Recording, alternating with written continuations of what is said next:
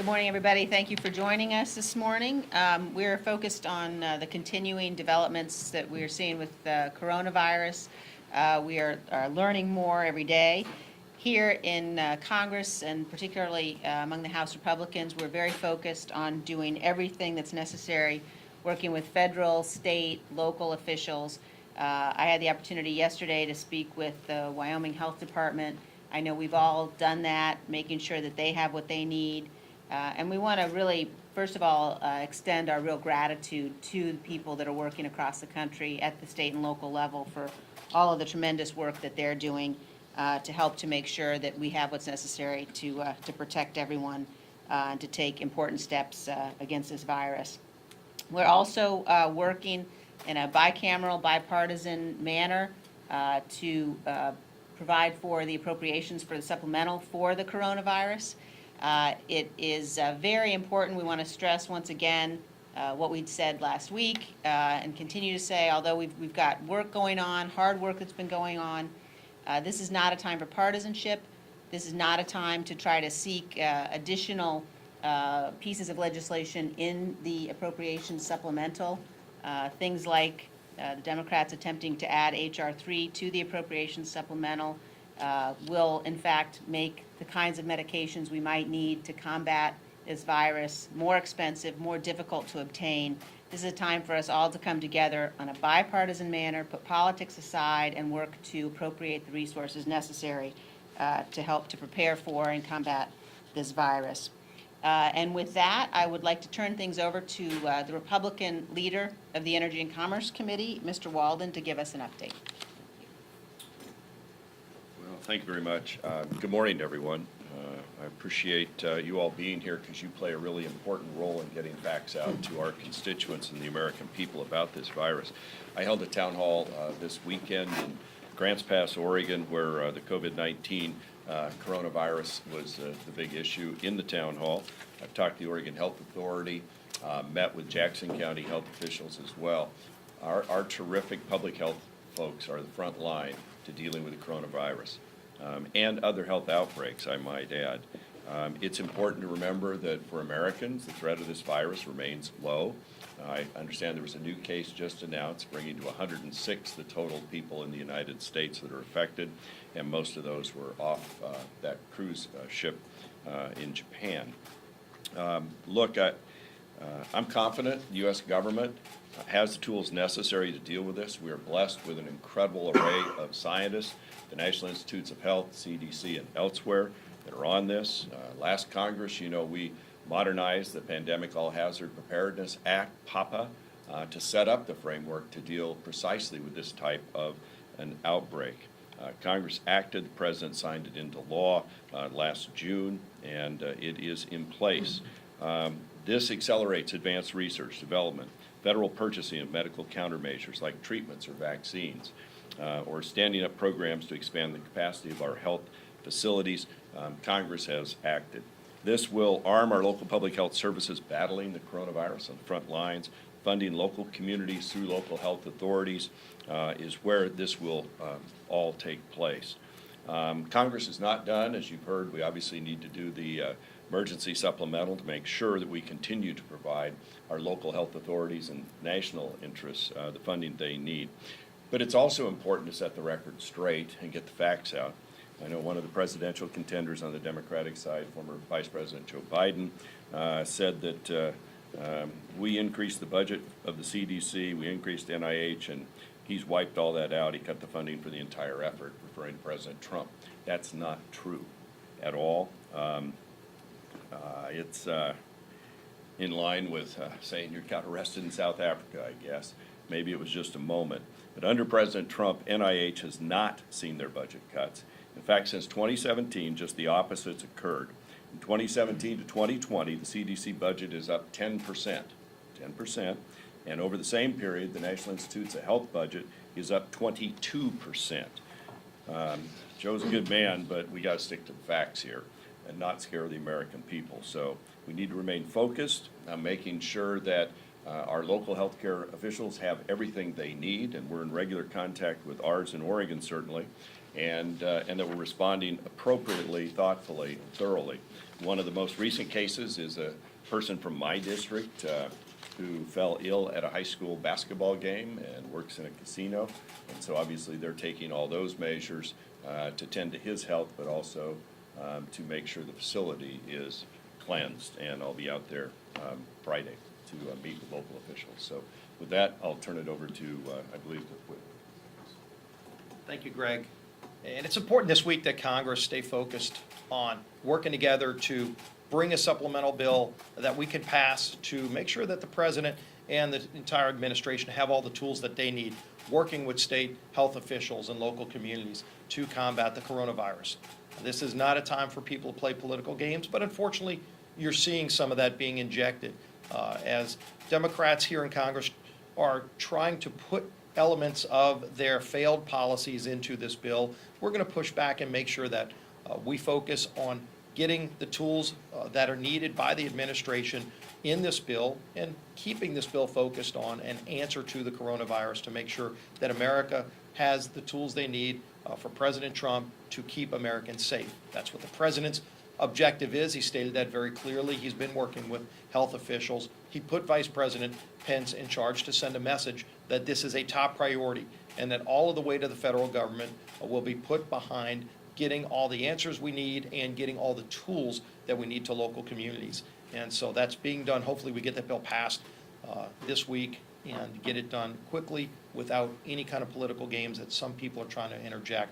We're going to work to make sure that doesn't happen, that we ultimately get a bill passed that focuses on addressing the coronavirus and making sure that Americans are kept safe and aware of all the things they need to do. Listen to your local health officials.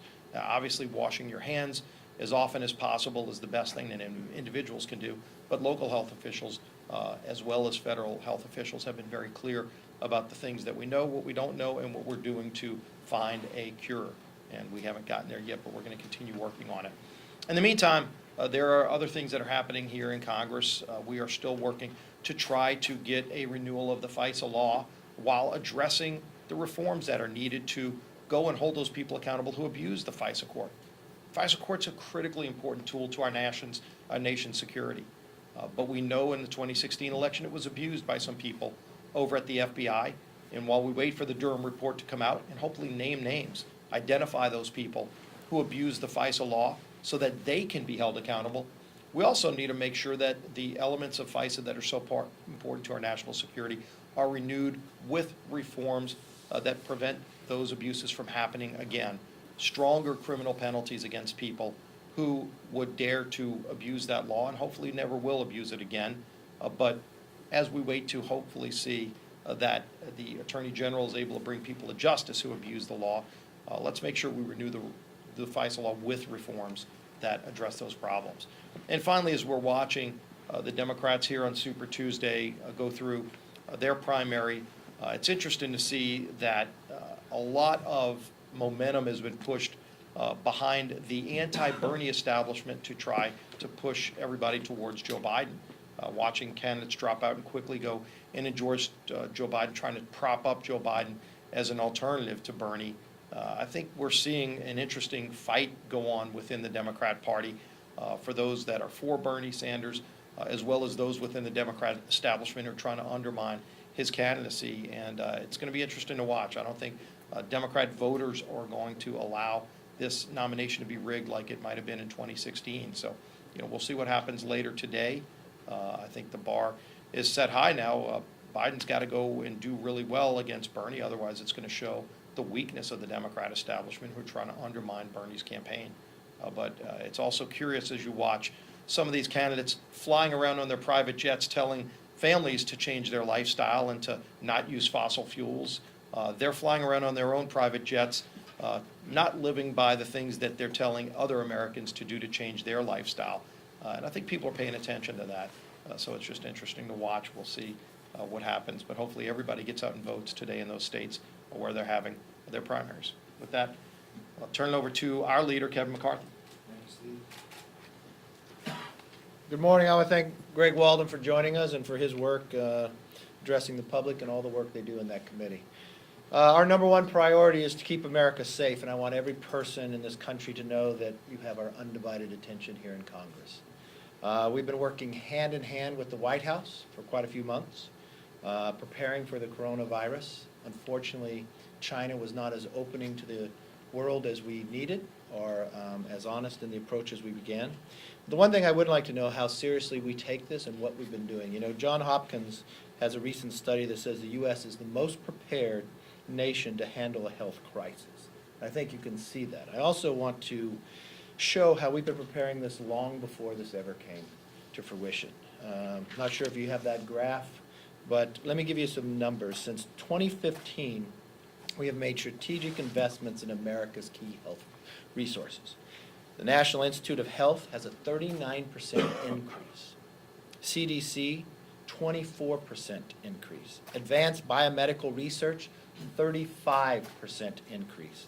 National stockpile, this is a number of items that we stockpile to prepare for any crisis along health, 32%. And when the Republicans were in the majority, we actually went further. We created the Infectious Disease Rapid Response Fund.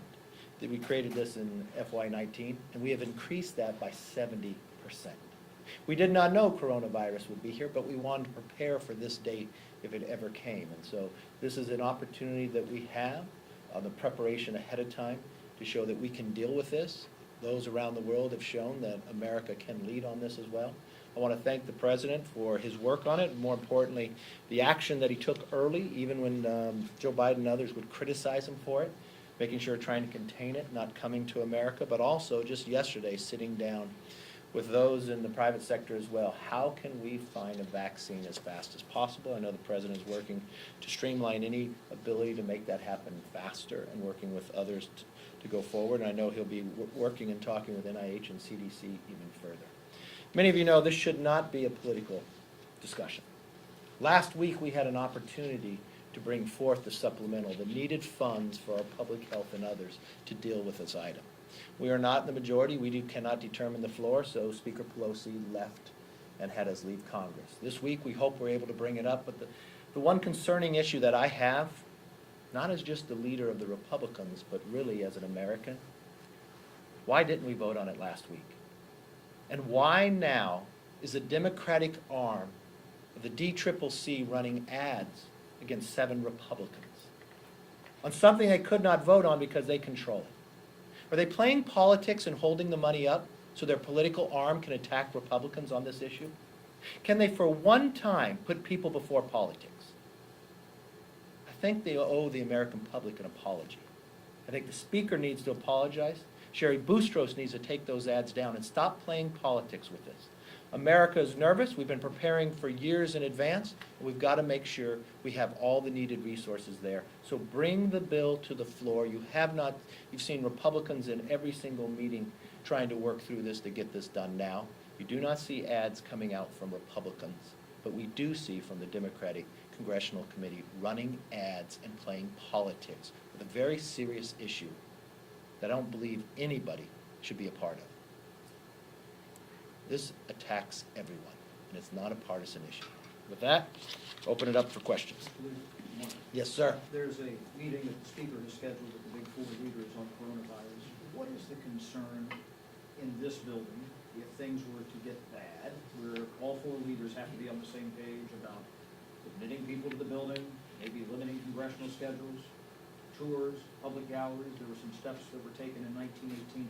What are the key things that you feel as one of the 4 participants in that meeting that you want to try to accomplish that are important to you? Well, I know we'll have the meeting, we'll look at, are we prepared for a situation such as itself? I know others are doing this, from religious organizations or others. How can we make sure we do not help spread the disease as well? It's contagious. If something comes to that fruition, are we prepared to contain it? Deal with it where we have a lot of public going through every single day. Is there a screening process and others? So I'll wait forward to see that meeting and see if we have a complete schedule of what needs to be done. Can you speak and maybe explain to the viewers why the institution of Congress, with members coming and going, flying all the time, visitors in and out of the building all the time, tourists in and out of the building all the time, why this facility is potentially ripe for exposure with something like that? Well, this facility may be a little different, but similar to a lot of places in the country. There's people from all around the country coming here every single day.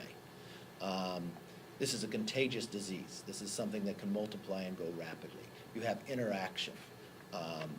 So are we prepared in that situation? Fortunately, in America, we've been preparing ahead of time. We don't have the cases like China and others, but we've been trying to contain it outside. Unfortunately, China was not forthcoming like they should have been. If they would have allowed our scientists and our doctors in early, we learn something new about this disease every single day, this virus. And, you know, some people are contagious with no signs we're finding. And as we learn more, we'll take the appropriate measures that are needed for any body of places that have numerous people entering. Yes? A number of members in your conference have expressed some concerns over the deal that the administration struck with the Taliban. And I was wondering if you shared any of those concerns or... Well, a number of those members now can go down and read it, down in the SCIF, and that was one recommendation we had to all the members. I first would want to know all the details before someone makes an opinion about it.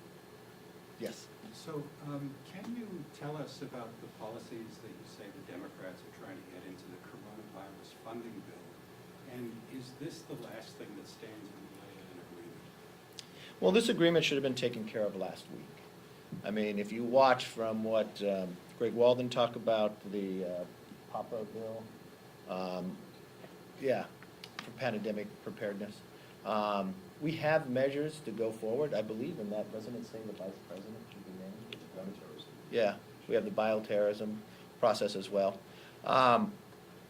We have the appropriators meeting. I know a number of requests by the Democrats were to actually try to implement H.R. 3. That's not the place for this. This is where resources are needed to agencies and organizations we've already created that already prepared and deal with this on a daily basis. Yes? The Supreme Court agreed to take up the GOP challenge to Obamacare right before the election. Does the GOP have any plans to take another stab at showing what your alternative would be if protections for people with pre-existing conditions are gutted? And do you have any concerns whatsoever about this impacting, especially House races, given the exit polling we saw and the results in 2018 on healthcare? The courts will make whatever decision based on the constitutionality, but I'll be very clear that Republicans will always protect pre-existing conditions. We have voted for pre-existing conditions a number of times. You watched a number of our bills that come forward with it, and we will always protect pre-existing conditions. Just as we look today with the health care, you saw what we were able to do when we were in the majority, of increasing the funding to NIH and CDC. And what that means is more cures in the future. If you watch the bills that have come out of Greg Walden's committee as well, the Cures Act and others, that we've been able to deal with making our country safer, more healthier in the process, you will find that we'll be very prepared. Why should voters trust that if Republicans do win back the House, that they would be able to pass? Well, an I think the alternative real given question to you aren't voters able to right pass? now is, you've got more than half of the majority in this Congress that is not just supporting but co-sponsoring Medicare for all. They want to remove your ability to private health insurance. Right now, when you have a fear for the coronavirus, they think government should run it. They want more than 180 million Americans would lose their health insurance. That's what I'd be most afraid of right now. And you've got a Republican Party standing here defending pre-existing conditions while they're removing your health insurance. That's the fear that we have right before us. Thank you.